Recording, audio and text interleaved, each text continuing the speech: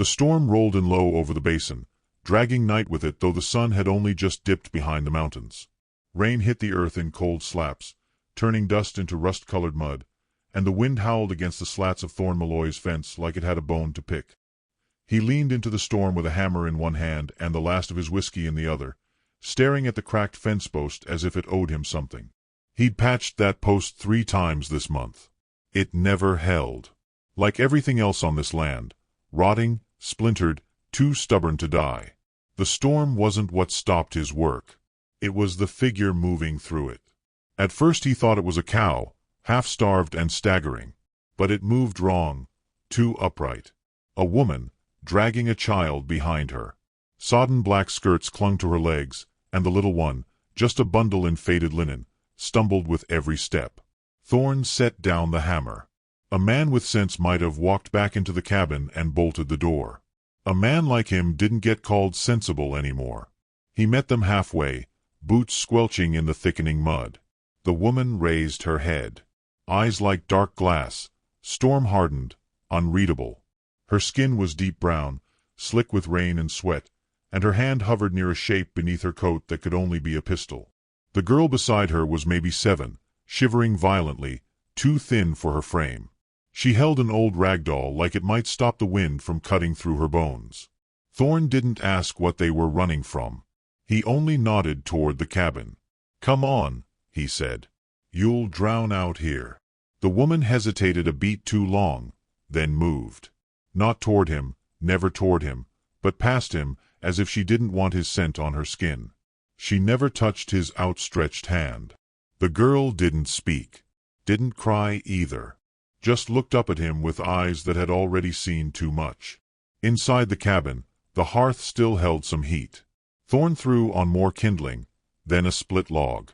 The room was all shadows and firelight, the way he liked it. Quiet. Small. No one to disappoint. The woman peeled off her coat and draped it over the girl's shoulders. Her blouse underneath clung to her like second skin, the right sleeve soaked in blood. She sat near the fire without asking, not out of rudeness, but ritual. Like she'd done it 1,000 times before, in 1,000 other fireside rooms. Only this time, maybe she wasn't sure she'd walk out. "You need something for that arm," Thorne said quietly. She shook her head. "It ain't fresh. Still bleeds." She didn't answer. He turned to the girl. "What's her name?" The woman replied before the girl could. "Junie. Yours." Her jaw tightened, but she nodded. "Junie," Thorne said, softer now. "You want something warm?" The girl didn't blink, didn't nod, just shifted closer to the fire, doll pressed to her chest like armor. He poured 3 cups of weak coffee and set them on the table.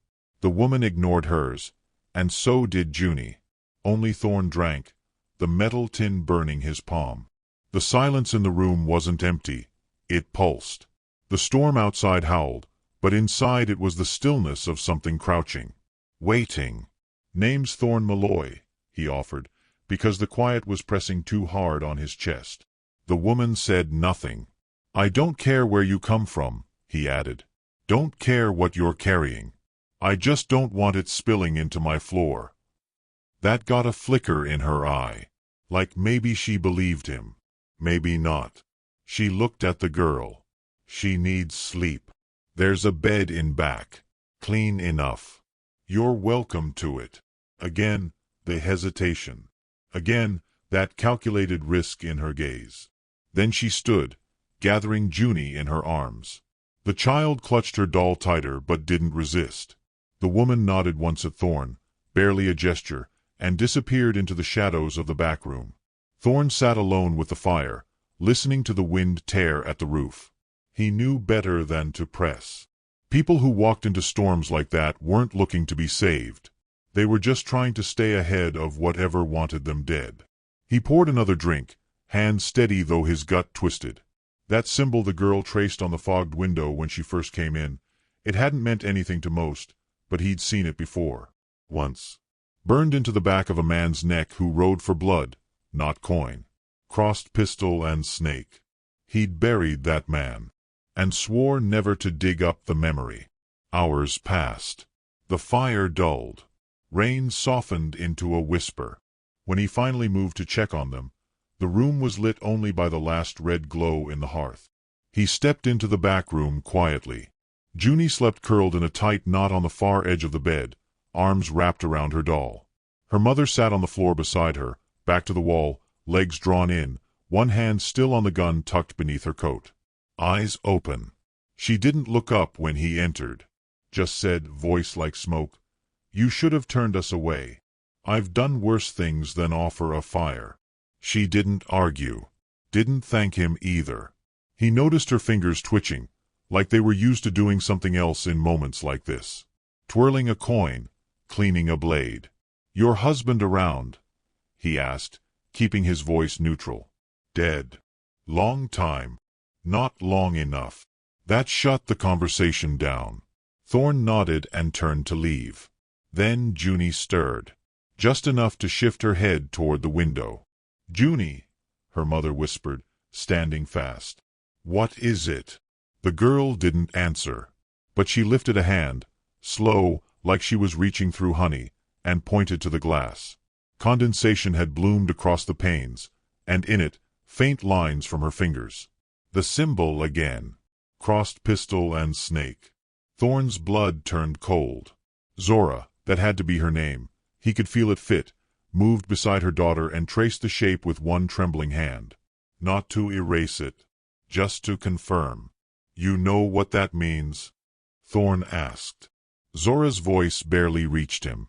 "It means we don't have time." He felt the weight of her meaning sink into the room. Whatever chased her hadn't stopped in the rain. It was still coming, methodical, patient, and cruel. Outside, the wind died completely. Like something was listening. Thorne stepped back, hand brushing the shotgun over the mantel. "Who's after you?" She didn't look at him. Just at her daughter, whose eyes stayed on the window. Zora said, "The kind of men who don't knock." And in the quiet that followed, they all heard it. 3 slow, deliberate knocks at the door. Not hard. Not loud. Just certain. And that was worse than thunder. Thorne didn't breathe as the third knock faded. He just stood, eyes fixed on the door like it might breathe back. Zora hadn't moved either, except for her hand, now fully wrapped around the pistol beneath her coat. No panic in her face. Just the quiet, cold awareness of someone who'd been hunted before and had stopped asking why. "Stay here," Thorne whispered. She didn't. They both stepped into the main room, boots soundless on the creaking floor. Junie followed barefoot, her doll's button eye catching the firelight. Thorne's shotgun was already in hand. He moved to the edge of the door, not in front of it. He'd learned that lesson long ago. "Who is it?" he called out. Silence. Then a man's voice, casual, dry as desert sun. "Rain's heavy tonight. Thought maybe you had a roof and a warm heart." Zora's eyes closed. Just for a second. Then opened sharp.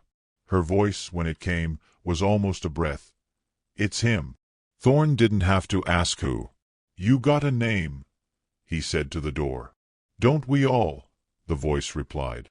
"But mine ain't the one you ought to worry about. I've got eyes on the place. If I were here to break down the door, you'd already be bleeding. Just wanted to see if you'd talk sense." "You travel alone?" "Never." Zora moved toward the back window. Her profile stayed sharp in the firelight as she peered through the warped glass. "One rider out front," she whispered. "But that ain't all." "They'll wait till daylight," Thorne said. "They don't wait," Zora muttered. "They circle." The man at the door called again. "We'll come back tomorrow. When the fire burns lower. Best if she's outside by then. You can keep the girl if you've grown fond. I only need the mother." Zora's fingers tensed. "Her name's not yours to speak," Thorne said. No response. He opened the door. Just a crack. But the man was gone. Only the imprint of a boot in the mud remained, already filling with rain. He shut it again, bolting it 3 times.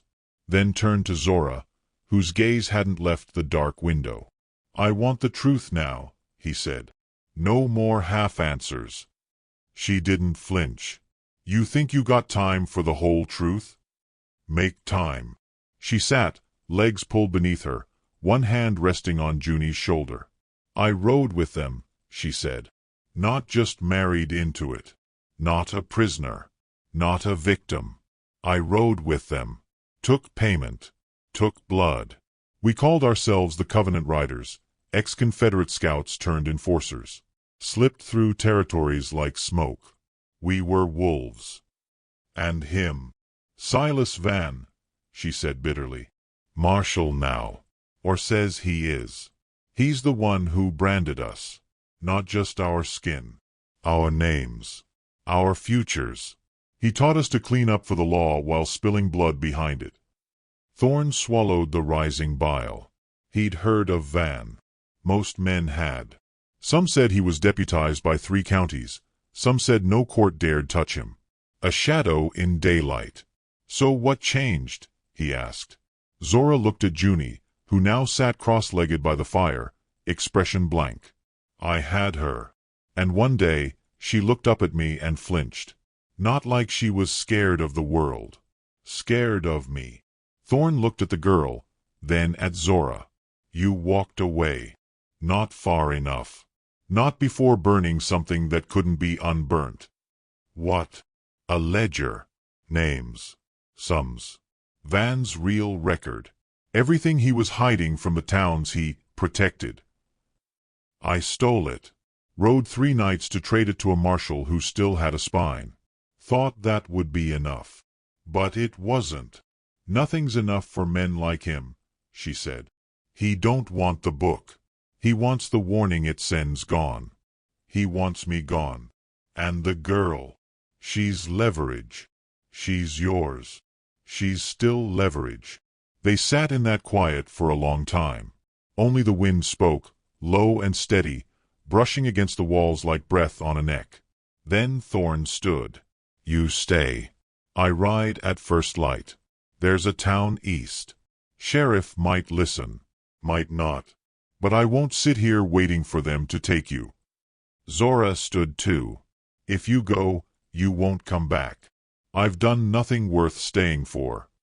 Junie looked at him suddenly, really looked, and Thorne felt something raw open in his chest. No, Zora said.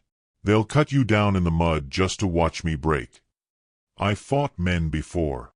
Not like this. He reached for his coat. Zora moved quicker than he expected. Her fingers caught his wrist. Not hard. Just enough to say please without saying it. I've seen men die well, she whispered. But Junie doesn't need another one. That stopped him. So instead, they planned. Quiet voices over weak coffee and drying firewood. Reinforce the door. Move the child to the loft. Set traps near the trees. Zora showed him how to tie the trip lines, where to hide a blade. Hours passed. Rain slowed. The fire dimmed. Junie slept near the hearth, knees tucked under her. She didn't flinch when Zora touched her cheek. Didn't stir when Thorne laid a quilt over her. She stopped talking after her father died, Zora said softly. The last thing she heard was a shot. He was one of them? Zora nodded. The worst of them. Thorne sat back on his heels. You were right to run. No, she whispered. I was just late. He wanted to say something. Anything. But he knew better than to pretend redemption came easy. Especially out here. Especially for people like them. A log shifted in the hearth. The sound made them both jerk. Thorne forced a breath. Zora's voice broke the quiet. They'll come before dawn. That's how they work. When firelight don't reach. Then we meet them in the dark, he said. She looked at him, full now. None of the hiding, none of the distance. Just a wounded woman who had fought too long alone. You mean that? I mean to make sure that girl sees morning. Something passed between them. Not quite trust. Something quieter. Older. Then they heard it. A sound too soft to be the storm. A branch snapping. Too close to be the wind. Thorn reached for the shotgun. Zora already had her blade. They moved without speaking, a rhythm born of different pasts that somehow still fit. At the window, Thorn paused. His breath fogged the pain. Beyond the tree lean, he saw a shape. Tall. Hill. Watching. Another behind it. And another. They were already surrounding the house. The wind blew cold through the boards. Zora whispered, "They don't knock twice." The fire went out. The fire was out. The house breathed in silence, and the walls, thin and warped with time, felt no thicker than paper. Thorn pressed his back to the window frame, shotgun steady but heart crawling. Outside, the shapes hadn't moved. Not yet. The riders were wolves, and wolves didn't rush. Zora crouched near the hearth, her blade drawn, boots silent on the wood. Her face was unreadable again, but her body was taut, ready. She had a hunter's poise, not a fugitive's. As if part of her still belonged out there among them. That unsettled Thorn more than the riders themselves. Junie slept in the loft above, tucked in the narrow crawl space Zora had hidden her in when she was just a baby on the run. The child hadn't made a sound since the branch snapped. Not a cry, not a breath. A survivor's silence. "Do they know we see them?" Thorn whispered. Zora answered without looking at him. "They want us to." "How many?" "5. Maybe 6. They move in odd numbers. Never even. Superstition. Blood math." He didn't ask what that meant. There was a knock at the back door. One knock. Low. Measured. Mocking. Thorn's hand gripped the shotgun tighter. "Back one's unlocked," Zora said flatly. Thorn's stomach flipped. "You left it open?" She met his eyes. "No. But I know who did." A boot scraped just beyond the back door. Then a second voice spoke up, quiet, almost polite. "Zora Bell. Marshal Silas Van requests your company. Come now, and we'll leave the boy alive." Thorn flinched. "What boy?" The voice chuckled. "Thorn Malloy, you fought with the 9th. Knew a man named Harmon Briggs. Died slow near the Brazos. We remember our history." Thorn swallowed hard. His hands itched. "You a damn historian now?" "Just tying loose ends." Zora moved to the window again and peered through the slit between warped planks. "He's got them spaced, one every 10 paces. No lanterns. They're letting fear do the work." "You sure it's Silas?" "I'd know his voice if I lost both ears." "He threatened Junie." "He'll use her to skin me from the inside out." The wind carried smoke now, not theirs. Outside, a fire had been lit, small and slow. A ritual burn. It wasn't for warmth. It was a message. They weren't just surrounding the house. They were preparing a performance. Zora turned toward the fireplace, eyes scanning the wall, then stepped to a loose plank beneath the hearth. She pried it up with her blade and pulled something from beneath. A revolver, wrapped in a frayed piece of cloth, the steel blackened with time and ash. She unwrapped it like a priest unbinding scripture. Thorn watched the motion carefully. "Yours." She nodded. "Used to be. Then I gave it up. Thought motherhood might be louder than death." "You ever use it on him?" "Not yet." They stood in the hush, every sound outside growing louder. The crack of twigs, the low murmur of voices, the squeal of leather saddles shifting. "They'll flush us before dawn," she said. Thorn knew it. He'd seen sieges. But those were military. Structured. This was something else. Slower, more personal. Like they weren't killing enemies. They were unmaking history. "They'll expect you to run," he said. "I won't." He touched the window pane. The glass was cold. "You ever think about changing your name?" "I did. 3 times. None of them stuck." "Why?" "Because men like Silas keep saying the old one, dragging it behind them like a chain. And every time they say it, I feel like it fits me again." "You're not her anymore." Zora looked away. Ain't about what I am. It's what they see. A voice rose outside again. Not a shout, just a knowing drawl. Time's thin, Zora. You've got the girl. You got yourself a new roof. A white man to stand in front of you. But names don't change who we are. Zora's hand trembled. They still call me Widow James, she muttered. Thorne frowned. That his name? Her father's. You weren't married. No. But they called me Widow anyway. Meant to shame me. Meant to claim me. The wind picked up.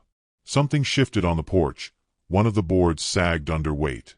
Thorne raised the shotgun. Silas's voice again, closer now. You know the law ain't gonna protect you. You know no badge ever wanted your name written under it. You give yourself up, and we'll take care of the child. She's innocent, far as I see it. Zora's face contorted.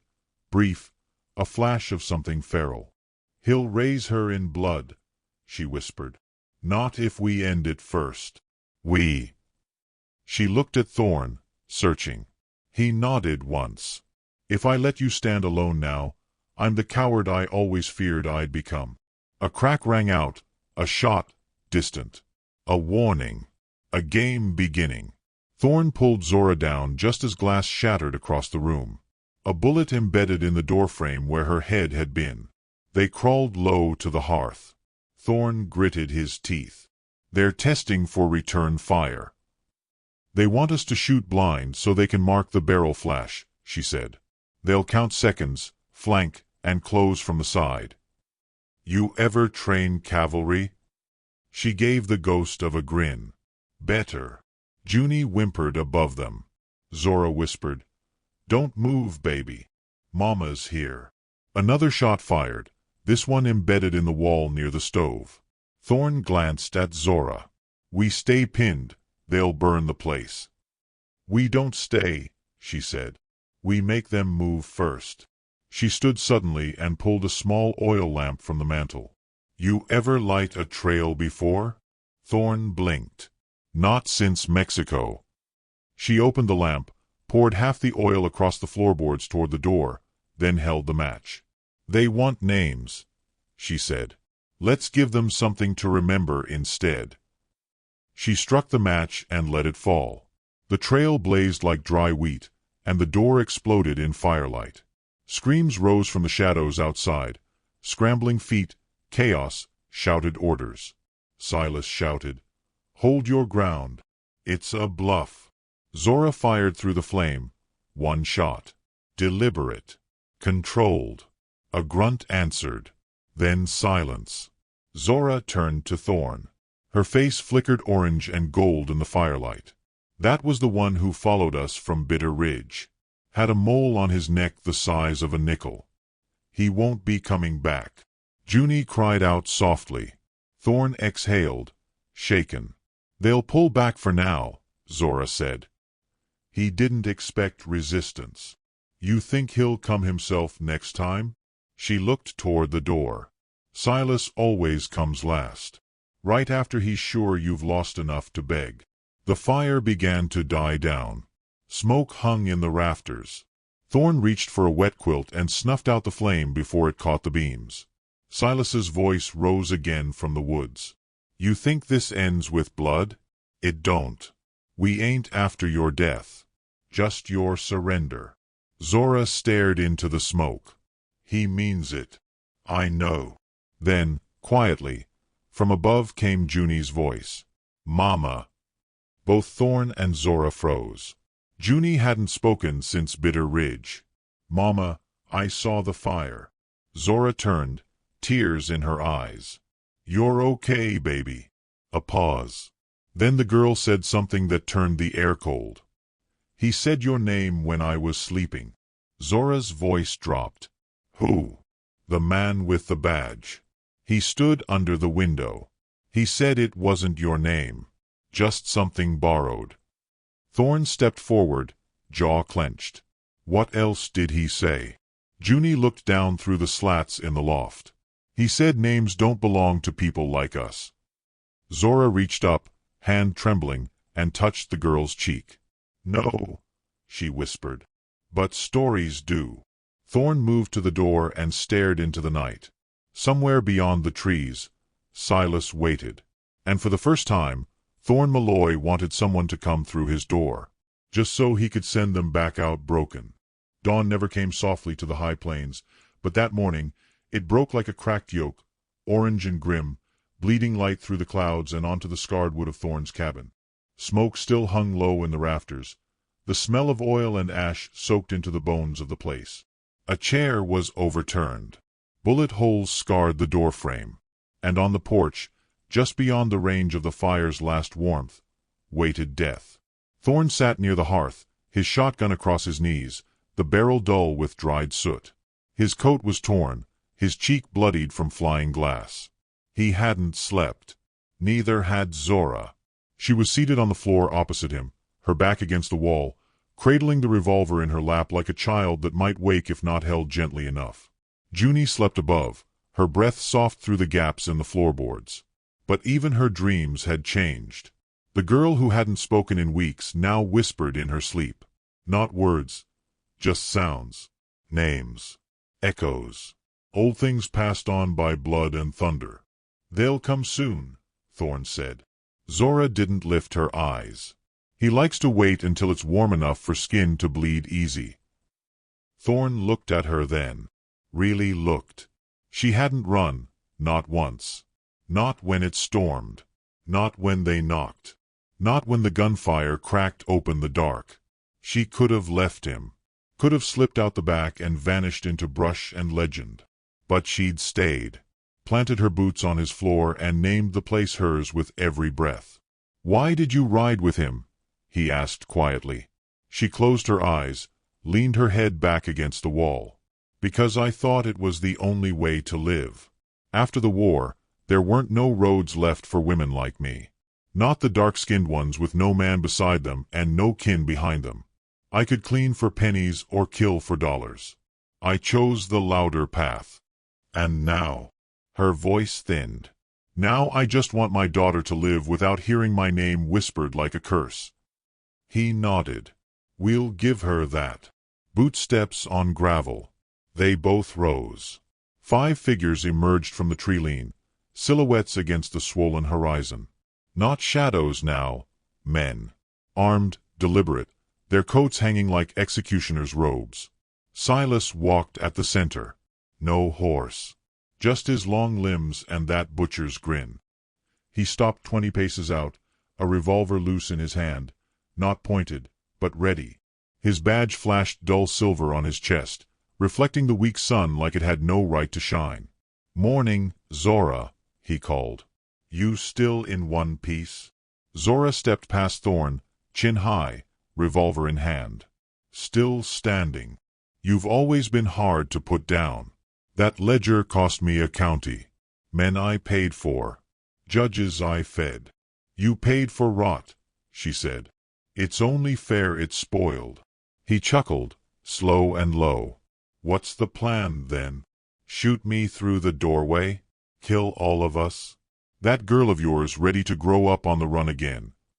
Thorn stepped forward now, leveling the shotgun. "She'll grow up free. Or none of us will." Silas turned his gaze, slow and curious. "You the widower with a fence full of holes?" "Was. You know who she is? What she's done?" "I know who she is now." Silas tilted his head. "Good men die trying to protect the past, friend. Ain't worth it." Zora's voice cut sharp. "Then let's end it in the present." Silas didn't flinch. "Fine. Let's settle it clean." He unbuckled his holster and let it drop. One of the riders picked it up, backing away. He pulled a second pistol from his belt, slower this time, and set it on the ground. Zora narrowed her eyes. "What's this?" "A duel," Silas said. "Just you and me. The old way. No tricks. No promises either." Thorn gritted his teeth. "You don't have to do this." "Yes, I do," Zora murmured. She stepped forward. Silas mirrored. 10 paces apart now. The riders backed off. Even Thorn didn't breathe. The sky held its breath too. Silas raised both empty hands. We draw when the sun breaks the ridge. That's your signal. Not a second sooner. Zora nodded. They waited. Wind moved through the grass like ghosts of the war. Then sunlight crested over the hills, cutting through the mist in a single golden blade. Both reached. Silas moved fast, smooth, practiced, like his arm had done this 1,000 times. Zora was faster. Her shot cracked first, sharp and precise. Silas staggered back, blood blooming from his left side. He dropped to a knee. But he didn't fall. He laughed. You still shoot like the devil. Zora stood still, breathing hard, gun still raised. I'm not done, Silas growled. He lunged, drawing a second hidden blade from his boot. Zora fired again. Once, then again.